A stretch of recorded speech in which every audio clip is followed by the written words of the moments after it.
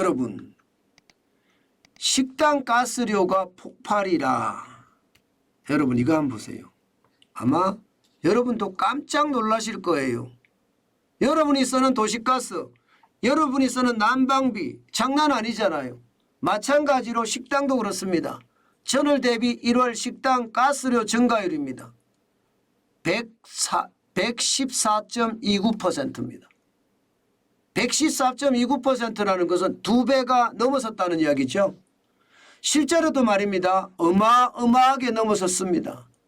평소 30만 원에서 35만 원 하던 식당 가스료가 1월에는 75만 원 나왔어요. 이렇게 이야기합니다. 75만 원. 그러면 오른 게 114.29%. 결국 2배가 넘었다는 걸 증명하잖아요. 30에서 35만 원이 75만 원이 나왔으니까 말입니다. 야, 이거 심각하다 그런 생각 진짜 많이 하게 될 겁니다. 아마 여러분들도 마찬가지일 거예요. 저도 보니까요. 도시가스 요금은 그렇게 많이 안 나왔습니다. 그런데 난방비는요. 와우 엄청납니다. 예. 저 같은 경우는 거의 뭐 2배가량 올랐더라고요. 그러니까 난방비 폭탄이라는 말이 제가 여러분들에게 제일 먼저 전해드렸을 거예요. 그죠? 그 정도로 심각하다고 제가 느꼈는데 예, 지금 식당들은요 75만 원이 되니까 쉽게 말하면 안 그래도 어려운데 또 이게 식당들을 어렵게 한다 이런 얘기합니다. 안 그래도 날씨가 춥기 때문에 난방 안 할 수가 없거든요. 난방 안 할 수가 없습니다. 그러면 난방비도 좀 올라간다는 이야기가 되잖아요. 식당의 난방비는 대부분 열풍기입니다. 그죠? 예, 그러면 전기로 사용합니다. 전기요금도 많이 올라갔잖아요. 그러면 식당 하는 사람들 입장에서는요. 예, 한파가 문제가 아닙니다. 계량기가 더 무섭습니다. 예, 전기 계량기가 무섭고요. 가스 계량기가 더 무섭다는 이야기가 되는 겁니다.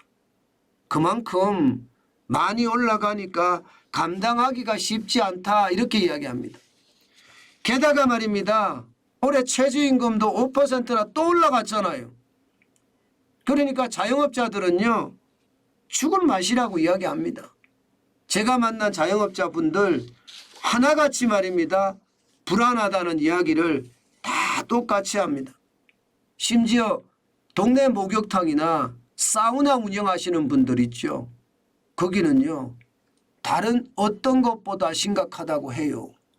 네. 왜냐하면 두 가지가 동시에 올라갔으니까.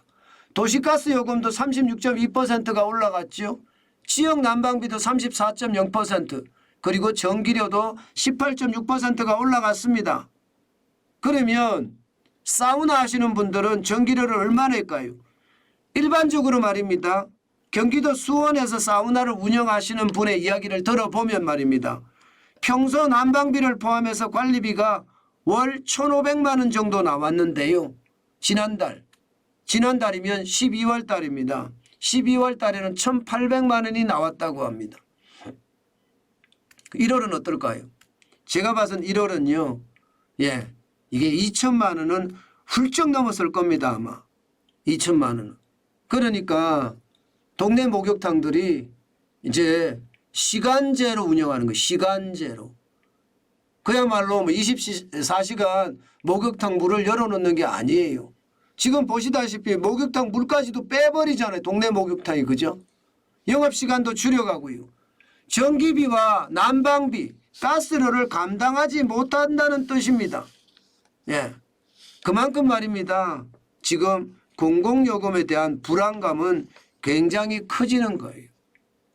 여러분 이렇게 했을 때 예, 괜찮을까요? 자영업자들 안 그래도 어렵다고 하잖아요. 여러분도 알다시피 자영업자들은요. 지금 빚도 진짜 많거든요.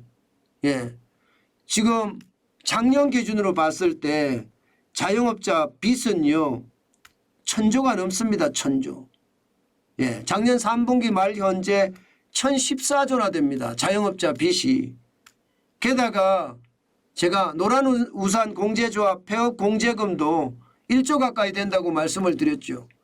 폐업을 굉장히 많이 한다는 거예요. 9,862억 원이라고 하는 거거든요. 노란우산 공제 폐업 공제금이요. 그러니 이게 뭐 자영업자들은 지금 더 어려워진다 하는 이야기가 현실이 되는 거죠. 사실 우리 주변에 보면요. 예, 이게 경기도 어려운데 물가까지 올라가니까 여기에 대한 부담감에 대해서 예, 진짜 힘들다고 호소하시는 분들이 한둘이 아니에요. 그만큼 말입니다. 사정이 딱하다는 겁니다. 제가 여러분들에게 늘 실물 경제에 대한 이야기를 말씀을 드리는데 그만큼요. 실물 경제의 상황은요. 좋지 않다는 이야기예요. 저는 실물 경제 상황이 이렇게까지 나빠지면요. 결국 침체가 올 수밖에 없다고 생각해요. 게다가 작년 4분기부터 시작된 경기 침체가 저는 골이 더 깊어질 수도 있다고 봅니다. 미국 경제는 좀 좋아진다는 낙관론하고요. 아니야 그래도 침체는 와 하는 비관론이 상존하고 있거든요. 근데 우리 시장은요. 예, 거기하고 좀 다르게 예, 비관론.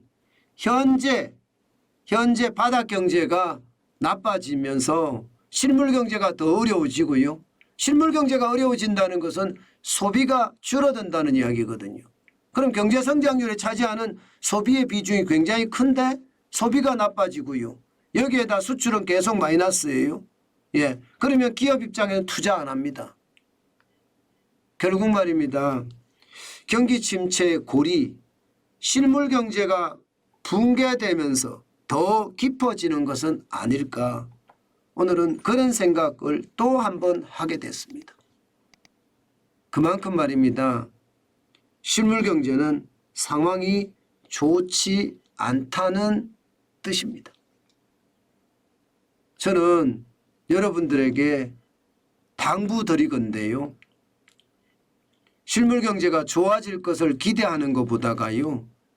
내가 한 발자국이라도 더 움직여서 변화를 꾀하는 것이 지금 살아갈 수 있는 최대한의 행복이 아닐까.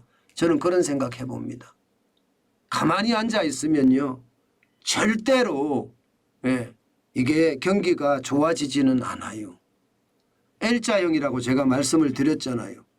때문에 움직이면서 새로운 판로도 개척하고요. 새로운 마케팅법도 개척하고요. 살기 위한 뭔가의 어떤 전략 반드시 지금은 필요한 시점이라고 생각을 합니다. 그래야만 우리가 가지고 있는 자산도 지킬 수가 있고요. 매출도 더 늘어서 원금도 갚고 이자도 갚을 수 있다고 생각합니다. 여러분 모두들 힘내십시오. 그래야만 이 어려운 난국을 이겨낼 수 있을 겁니다.